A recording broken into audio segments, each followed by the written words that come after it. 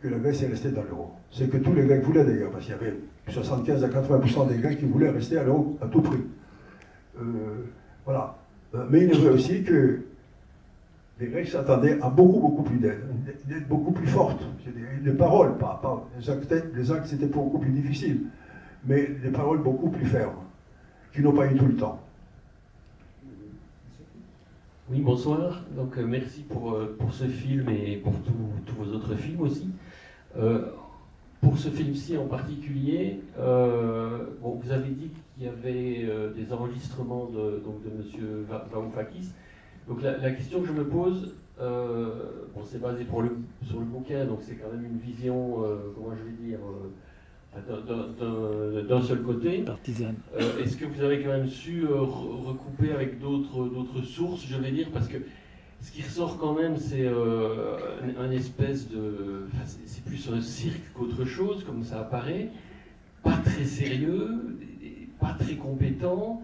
On fait plus attention aux journalistes qu'au fond de la discussion. Je veux dire, si c'est vraiment le reflet de la réalité, ça me fout vraiment la trouille. Oui, donc comme je l'ai dit, Varoufakis s'est trouvé devant un fait quand même inhabituel de ne pas avoir des enregistrements ou des notes prises pendant ces réunions. Vous savez, ceux qui participent à des réunions de ce type, il y a toujours des comptes rendus précis, et puis voilà, on discute, et puis voilà. Il n'a pas eu ça, donc il a fallu faire ça. Mais c'est vrai aussi que parfois on pense à ce qu'il y a eu en France. Comme M. Sarkozy, le président Sarkozy, a été enregistré par un proche. Alors on fait le rapprochement. C'est pas la même chose.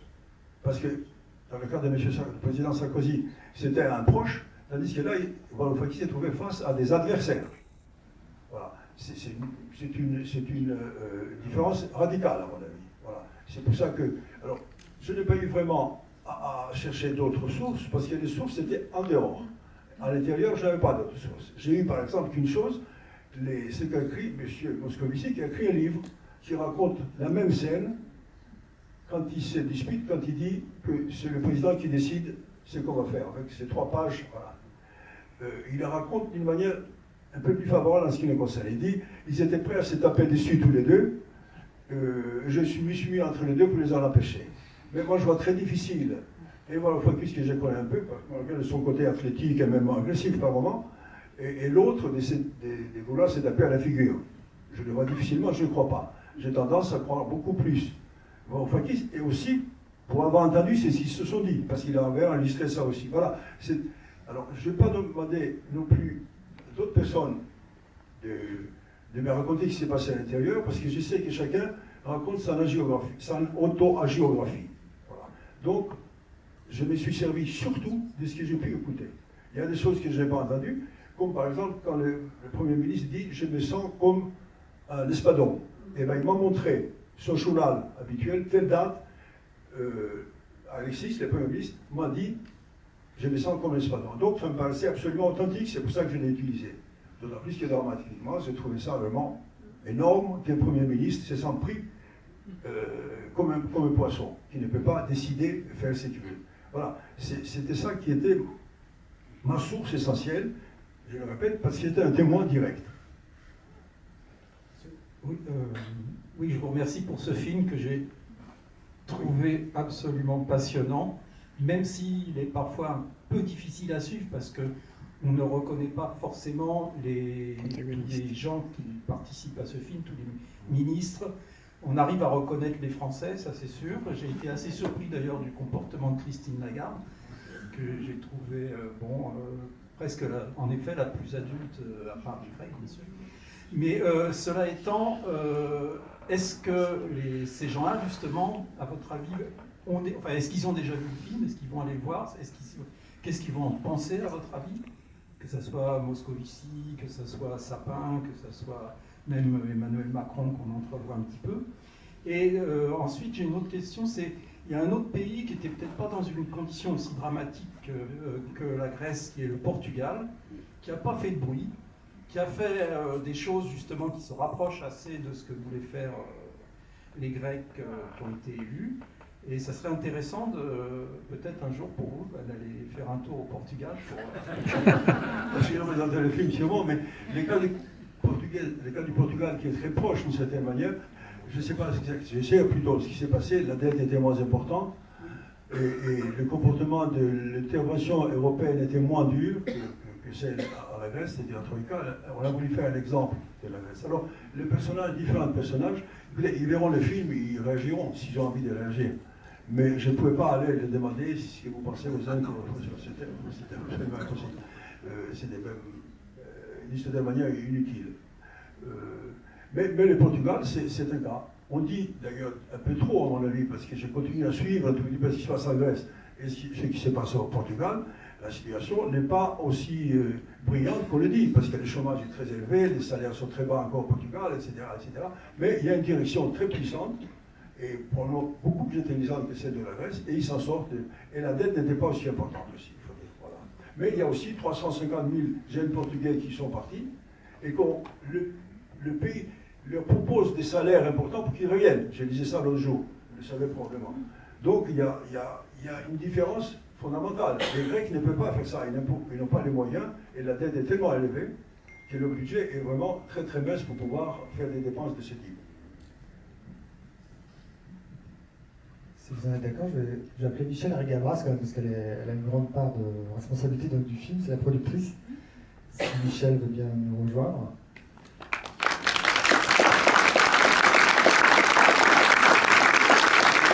C'est la grande bataille pour que le film existe. Michel est mon épouse, s'est marié, il était journaliste, et comme on a fait des enfants, a arrêté le journalisme, et puis après elle est passée à la production du cinéma. Elle a fait des films hors que les miens. Je ne suis pas passée à la production pour Costa, pas du tout. Pour un film cubain. Pour un film cubain. Voilà, le film, comme Costa vous l'a dit tout à l'heure, était très difficile à financer parce que ce qui paraît comme un film policier sur l'écran, à l'écrit, était une suite de dialogues assez rébarbatifs. Et que, évidemment, les financiers ne voulaient pas mettre d'argent, il n'y avait pas de femmes, pas de sexe, que des dialogues. Un peu la même chose que pour Z d'ailleurs, c'était les mêmes reproches. Donc, mais enfin, bon, on a réussi, c'était très dur, mais si c'était à refaire, on ferait pareil. Maintenant, il faut que le public soit là. Et je pense qu'on demande beaucoup au public, c'est-à-dire qu'il faut, même si Costa a fait un film policier d'une certaine façon, il faut que le public soit attentif. C'est-à-dire qu'il faut suivre. Et je me rends compte ce soir que ici à Aix, il y a un public attentif. Peut-être qu'il a été formé, mais il y a un vrai public, une vraie attention. Et c'est formidable de voir qu'il y a une interaction comme ça entre le film et le public. Merci.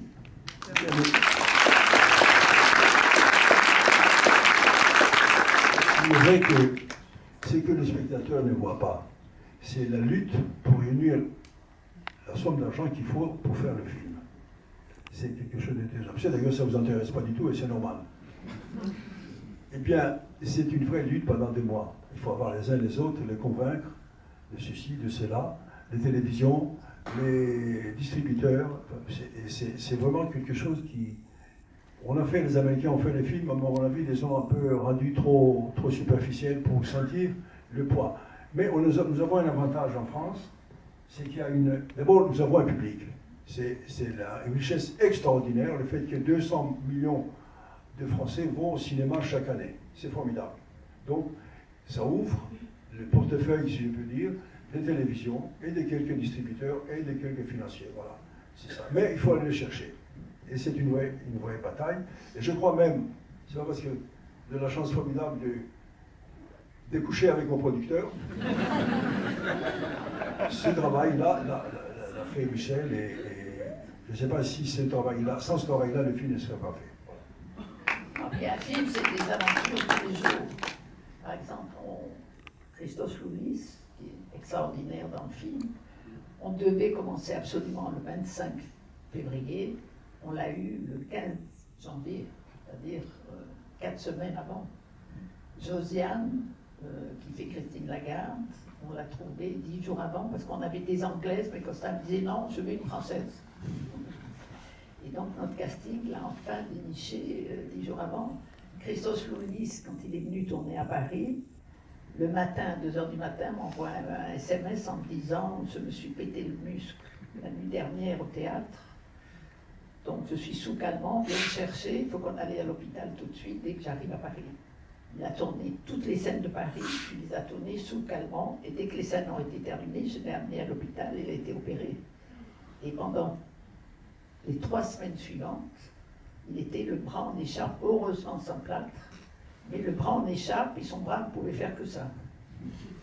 Heureusement, le personnage, c'était possible qu'il ait un blouson, et non pas, il ne pouvait pas mettre la poche dans le pantalon, donc on lui a mis des blousons, et il avait la main dans le blouson. Donc, vous savez, un film, c'est une aventure tout du long. Et comme ça, il y en a... Je répète, ça ne vous intéresse pas du tout. Ce qui est important, c'est que vous voyez là. Voilà. L'important, c'est le résultat. C'est que Louis, c'est là, formidable. Tous les acteurs sont formidables. Vous avez dû reconnaître dans le personnage de Wolfgang Ulrich Tuco, qui était déjà dans Amen, le film de Costa. Il faisait le bon nazi. Il était aussi dans Le Couperet, dans Eden à l'Ouest. C'est-à-dire qu'on a eu la chance d'avoir des acteurs formidables. Et il ne suffit pas d'avoir des acteurs formidables, il faut qu'ils soient bien dirigés et qu'ils aient de bons dialogues. Valérie Agolino, j'ai appris que sa mère était grecque. Ah oui, Valérie Agolino, elle n'a pas appris le grec pour le film. Ah ouais. Elle est demi-grecque, sa mère est grecque, et donc elle parle couramment grec. Et Costa, je disais à Costa, mais c'est une amie, je disais, mais appelle-la, c'est le personnage idéal pour faire la femme de Varoufakis. Il me disait, mais non, elle ne va jamais accepter, c'est pas assez important, j'ose même pas lui demander. À la fin, il m'a agacé, j'ai pris mon téléphone, j'ai envoyé un SMS à Valérian en lui disant, écoute, Costa fait un film sur Varoufakis, évidemment, il y a sa femme, mais comme tu imagines bien, c'est pas une histoire d'amour, et en plus, il n'y a pas d'argent. Elle m'a répondu tout de suite, les dates collent, j'arrive. Voilà. Et elle est venue, et elle a fait le film pour rien. Voilà. Et c'est une actrice formidable. C'est une réalisatrice. Oui. Elle a fait 2 films, et des très beaux films, oui, absolument. Très bon film. Elle veut continuer d'ailleurs, oui. Elle va continuer. Évidemment, ce qui l'intéressait, c'était de voir Costa sur le tournage aussi. Évidemment. Piquer un peu des trucs. Alors, s'il n'y a pas d'autres questions, j'ai préparé une petite surprise pour Costa. Vas-y. Il va nous faire un petit commentaire de sa carrière. Alors, j'ai pas mis les 20 films. Allez, attention à mon carrière. Je n'ai pas du tout de mon carrière. On ne fait pas une carrière au cinéma, on fait des films. Les militaires, les politiques font des carrières, d'autres font des carrières. J'ai choisi 10 films parmi les 20 longs métrages. C'est des extraits. Non, c'est des extraits, c'est des affiches de films. Si Costa peut vous faire Parle dans le micro. Ça va arriver. Oui, non, ça va arriver. C'est donc j'ai choisi 10 affiches des principaux films de Costa Gavras. Et si Costa pouvait nous commenter un petit peu sur chacun. Je n'ai pas choisi le premier, j'ai choisi le deuxième, Un homme de trop, qui est peu connu du grand public, mais c'est un film formidable que j'ai découvert il y a peu de temps. C'est pas son premier, c'est son deuxième. Justement, j'ai choisi le premier, j'ai choisi le deuxième. Le deuxième film, après les succès critiques et le box-office, comme on dit, le premier, on m'a proposé. Le premier était compartimentuel. C'est la première, c'était compartimentuel. Et un producteur très célèbre américain, Harry Saltzman, qui était producteur de James Bond, est venu me dire qu'est-ce que vous voulez faire? Je dis la condition humaine. Il m'a dit qu'est-ce que c'est? Je lui ai expliqué, et il a dit il y a trop de Chinois. À l'époque, l'Amérique ne connaissait pas la Chine. Il m'a dit tenez, prenez ce livre, L'homme de trousse, de Chabrol, Jean-Pierre Chabrol, c'est sur la résistance. Si vous voulez le faire, je vous donne tous les moyens. Voilà. C'est vrai que je fais le scénario, il m'a donné tous les moyens. On a fait le film est sorti. Personne n'a pas été les voir. Et les critiques étaient terribles. Voilà. 40 ans après, 50 ans après, on le sort. On ressort le film, il a fait les coffrets. On le Et le restaure. film passe à la télévision, il il fait un score énorme à la télévision et il a des très très bonnes critiques. Voilà. Ça arrive parfois. Parfois avec les mêmes. Alors le film qu'on cite souvent, c'est Z, effectivement en 69. Carrière internationale incroyable. Z, c'est un film un tout petit peu dans les mêmes conditions disons les mêmes conditions sentimentales pour moi. Moi, j'ai quitté la Grèce parce que les personnes de ma classe sociale n'avaient aucune chance pour l'avenir. Tout était fermé. Et pour entrer à l'université, c'était très difficile, sinon impossible. Eh bien, j'ai décidé de partir. Je suis venu en France, j'ai fait des études, et la Grèce ne m'intéressait pas du tout. Et je me suis senti curieusement grec quand le coup de colonel a pris le pouvoir. Les colonels ont pris le pouvoir en Grèce, et je me suis dit, il faut que je fasse quelque chose. J'ai eu entre les mains le livre de Vassili Kozel, et j'ai dit à Georges Sempoun, est-ce qu'on peut faire ce film ensemble? Il m'a dit, faisons-le. Et c'est comme ça que Z l'a fait. Un an après arrive L'Aveu, en 70. Mais alors, je voudrais préciser que c'est la seule fois où Costa a fait un film, tchoc, c'est-à-dire un an d'écart. Oui, oui. Parce qu'il a lu le livre pendant qu'on était au montage de Z. L'Aveu, ça a une autre histoire. L'Aveu, c'est ma génération, et peut-être quelques-uns parmi vous qui ont cette génération plus jeune, nous avons beaucoup cru, quand on était enfant, au système soviétique. Pourquoi? Ouais. Parce qu'ils ont battu les nazis à Stalingrad.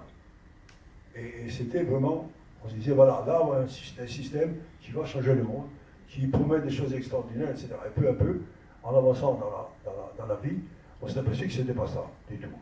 Et j'ai compris encore plus des choses quand j'ai fréquenté Montan Signoret, et Georges Sempoun et Chris Marker. J'ai appris beaucoup plus des choses. Et pour ça que le jour où j'ai eu entre les mains le livre de London, j'ai décidé de faire le film. J'en ai parlé à Sempoun qui a dit tout de suite, faisons-le. J'en ai parlé aussi à Montan qui a dit, si toi et Georges voulez faire ce film, nous le faisons. C'est comme ça que ce film est fait. C'était une réponse à une, disons, presque croyance qu'on a pu avoir, très profonde, sans avoir été jamais au Parti communiste, mais croyance que non, un monde peut changer grâce à ce système. Or, nous, on a vu que c'était le contraire, qu'on s'est fait avoir, si je me passais moi les mots, et bah, il fallait dire quelque chose, et le film, c'était une réponse, pas pour moi, mais pour tout le groupe qui a participé à la popularisation de ce film. On passe quelques années, on arrive en 79 avec Claire de Femme, Rolly Schneider et Montan. C'est un des films préférés de Dustin Hoffman, parce que tu m'as dit tout à l'heure. Dustin Hoffman, qui adore le film, qui voulait faire Dustin Hoffman veut faire un remake avec Costa. Oui, c'est vrai. Dustin Hoffman m'a souvent dit, faisons un remake. Je dis, mais je l'ai fait une fois, je ne peux pas le refaire. Non, pourquoi Claire de Femme? Parce que c'est vrai que tout le monde me disait, vous faites ce type de film, pourquoi vous ne faites pas une histoire d'amour? Je voulais trouver une histoire d'amour différente. Je dis toujours ça, si je trouve une histoire d'amour différente, je la ferai. Et c'est vrai que le livre de Romain Gary, je connaissais Romain, le livre est tombé entre mes mains, je l'ai lu, et c'est une histoire d'amour sans amour. Ce sont deux personnes désespérées qui essayent de se sauver, sans amour. Ils disent même que c'est la profanation du malheur. Ils veulent profaner le malheur en passant par l'amour. Voilà, c'est Montan et Romy Schneider qui se rencontrent par hasard, et chacun, sans raconter son malheur à l'autre, qui sont vraiment très malheureux. Et tout le film, c'est dans ce sens-là. Essayer de s'accrocher l'un à l'autre, sans histoire sexuelle ou quoi que ce soit, non, mais c'est de se réunir. Et voilà, ça me paraissait que c'était la plus belle histoire d'amour qu'on puisse dire, c'est-à-dire profaner le malheur. Alors le grand film